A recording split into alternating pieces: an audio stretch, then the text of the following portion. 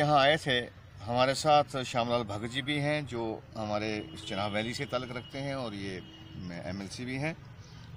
यहाँ हम आए थे, अपने डिस्ट्रिक्ट प्रेसिडेंट साहब को भी हमने इतला दी थी, जो भी हमारे साथ जुड़े हुए हैं।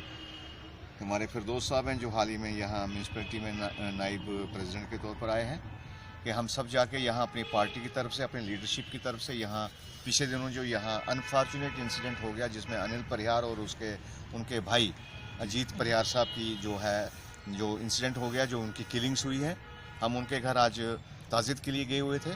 हमने अपनी तरफ से और अपनी लीडरशिप की तरफ से, यहाँ तक कि आज़ाद साहब की तरफ से भी हमने कंडोलेंसेस वहाँ जो है पेश की, उनके पास रखा।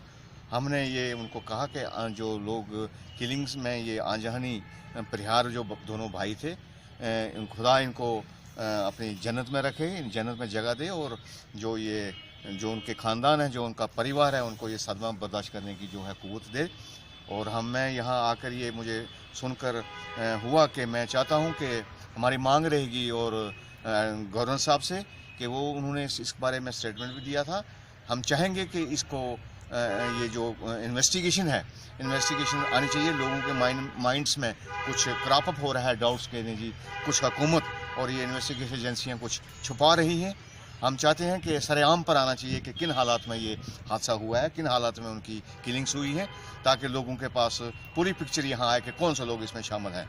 इसके साथ ही मैं किश्तवाड़ के जनता को, किश्तवाड़ के लोगों को मुबारकबाद भी दूंगा कि ये हालात यहाँ कशीदा हुए, इसमें इन्होंने भाईचारा अपना बना के रखा। उस भाईचारे के लिए भी मैं सराहना करता हूँ। यहाँ के लिए लोगों के दिलों में शक पैदा हुआ है, शकूक पैदा हुए हैं, डाउट्स क्रिएट हुए हैं कि गवर्नर साहब एक तरफ कह रहे हैं कि हमने आइडेंटिफाई किया है, और आज इस इंसिडेंट को 15 दिन के करीब हो गए हैं, 16 दिन के करीब हो गए हैं। हम चाहेंगे, हमारी भी मांग रहेगी कि फौरी तौर पर मंजर आम पर लाया जाए, ताकि लोगों के ये शक जो है दूर हो सके।